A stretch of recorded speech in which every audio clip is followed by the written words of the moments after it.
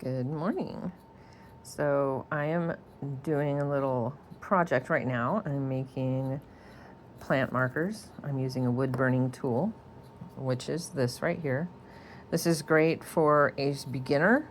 However, because of this cord, sometimes it starts to pull back as I'm trying to use it, and it gets heavy, makes my fingers hurt. Anyway, so I am burning these in. This is what I've been doing this morning. I think I've spent a little too much time because I'm having so much fun.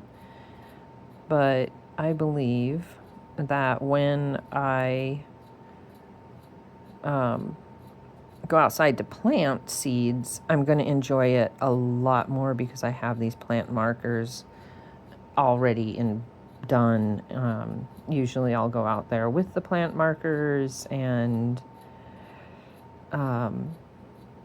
trying to spell a word I have no idea about and talk at the same time. Not easy. Anyway, usually I'll go out there and I'll write on them with a pencil, and it just takes a long time. It feels like, the fun of planting the seeds is diminished by having to make these silly things at the same time and take so long. So there, I did one already, but I being a perfectionist, and I had to redo it because it's Wapsipinicon, not Wapsinicon.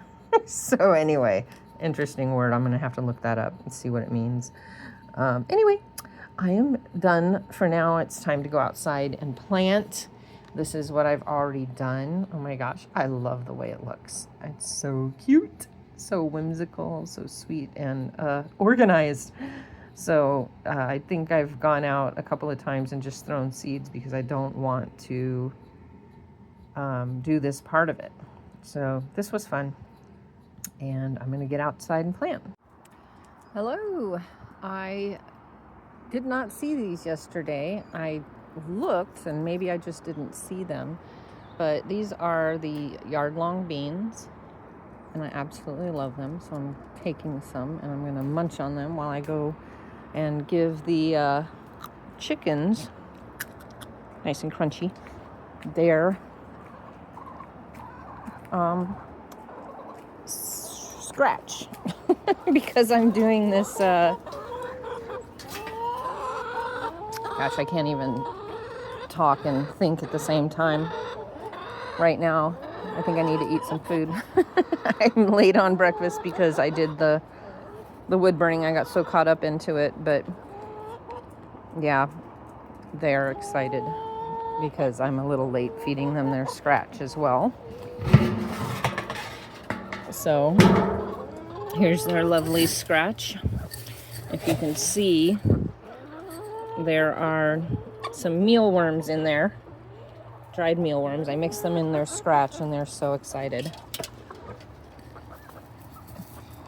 And you look at Sweet Pea. Hello, Sweet Pea. Are you gonna jump in there? Oh my gosh, one of them's never jumped in and just started chowing down. I'm really surprised about that. But there's that. Oh, come on, Sweet Pea. Come on.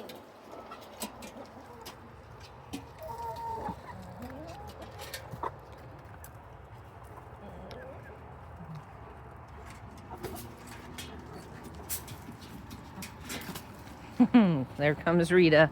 She's like, oh, my sunflower seeds. Oh, my sunflower seeds. Oh, it's so messy in here. Oh, I need to get more. Lucy doesn't come out. She likes to have her scratch by herself, and that's it. She is a pretty, pretty princess.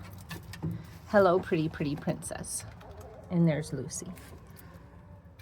And I'm going to give her some bean because she likes it. Are you going to prove me right or prove me wrong? Okay, I'll just leave that for you. Yeah, see? She'll take it and eat it. Anyway, I need to clean up this coop. It's a little messy. And Just enjoy my chickens for a minute before I go plant those seeds. And once I plant the seeds, I gotta get ready, eat some food, and get ready, and then go do some work. See you in a minute. So I'm out here getting ready to plant these seeds, and man, it is starting to sprinkle a little bit. So I gotta get moving. Besides the fact that I've got to get ready for work and, you know, do that thing like eat food.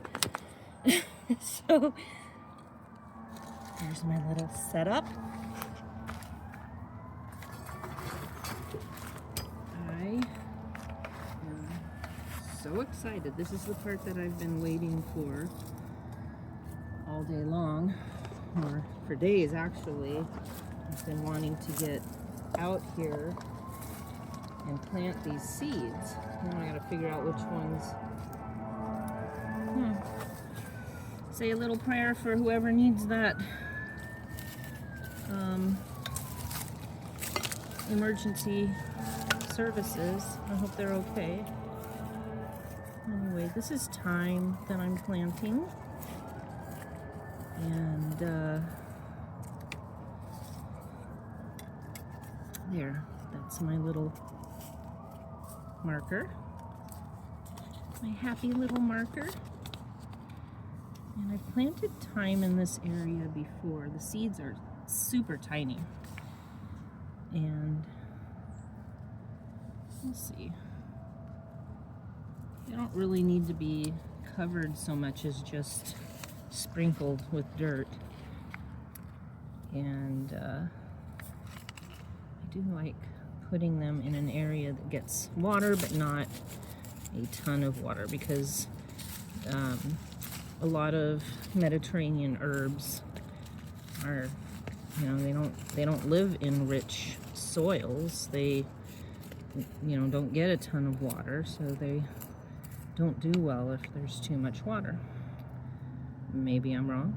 Maybe other people have had different experience, but that's what I've read. So I just kind of sprinkle them around and hope for the best. Sometimes I just throw them because they're so tiny. It's hard to keep track, and you never know what will grow where, especially with herbs, and especially in my garden. My rules, right? My garden, my rules. Sometimes these sticks, they like to decompose because they are wood. They are not, you know, they're not super durable. So they do decompose in the garden, and that's okay.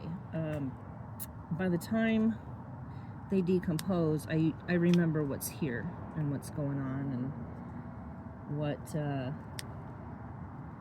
where things are. So I'm gonna put, you know, I'm gonna put beets. I've got oregano to come in, but I'm gonna put beets here. I've got cylindra beets, and I like beets a lot. Very good. I've made they used to have a product called Gut Shot, and it's a fermented beet juice. And so there's kvass, K-V-A-S, beet kvass. And I've made that before, and it's so good. So I don't know if you can see what I'm doing here, but let's see. Yeah, you can. Cool. The beet kvass is fermented beet juice, and mostly, I shouldn't say juice. So you basically cut the beets up and into cubes, and then they have a lot of water. So it's a liquid. It's more of a liquid. So there's maybe in a half-gallon jar, about a quarter of the jar is filled with beets, and you can put onion and garlic and other stuff in it. And then you put in your salt brine and fill up the jar and let that ferment. So I'm not spacing these far enough. These need to be about 4 inches apart, not 2. Anyway, you can ferment those beets like that, and then you drink the juice, and it's super awesome for your gut. Good gut bacteria, all the good things. I'm doing it again. It's really starting to sprinkle now, and I love that. So, happy day! We're supposed to get a whole lot of rain this next few days. Like, I think somebody told me 6 days of rain. Can you believe that? In Arizona. Maybe if you're in other places, you get more rain, but we don't. So this is a joy. And it's been so dang dry for so long. You know, the cooler weather, the rain, like everything. Bring it, bring it, bring it. This might be strange because you're thinking, Laura, why are you planting this so close to your pepper? Well, the beets take up a different space. They grow underground, and the pepper grows above ground. So when you have root vegetables growing next to bushes, you can plant them a little closer. It could affect the nutrient uptake because, you know, the peppers are trying to take up nutrients, the beets are trying to take up nutrients, but the beets can dig deeper for it. And so a lot of times it's okay to plant them a little closer, the above ground, like kohlrabi. Kohlrabi is a kind of a brassica, which, like the broccoli, cauliflower, Brussels sprouts, those are all in the brassica family, and it's a bulb that grows above ground. It's really tasty. And so those grow above ground, and you can plant them like 1 row of beets, 1 row of kohlrabi, a row of beets, and they complement each other because of the different ground space that they take. So yeah, alrighty, so I think we're about done here. I'm going to continue on. I'm going to go through as many of these seeds as I can in the time I have, and from there move on for the rest of my day. I had a heavy day of work yesterday, 5.5 hours of lymphatic and massage, and holy cow, by the time I got home, I was completely wiped out, just so wiped out. And so I have 3.5 hours today. Beautiful day, perfect amount of work, but I don't want to be late for that, which, if you know me, is always a problem. This is zinnia, and I just take these and kind of throw them around the garden, and that's how I get them popping up all over the place. So that's done with the beets, and I'm going to keep going with this little project as long as I can with the time I have, and I hope that you have a beautiful day, because I plan to. Bye-bye.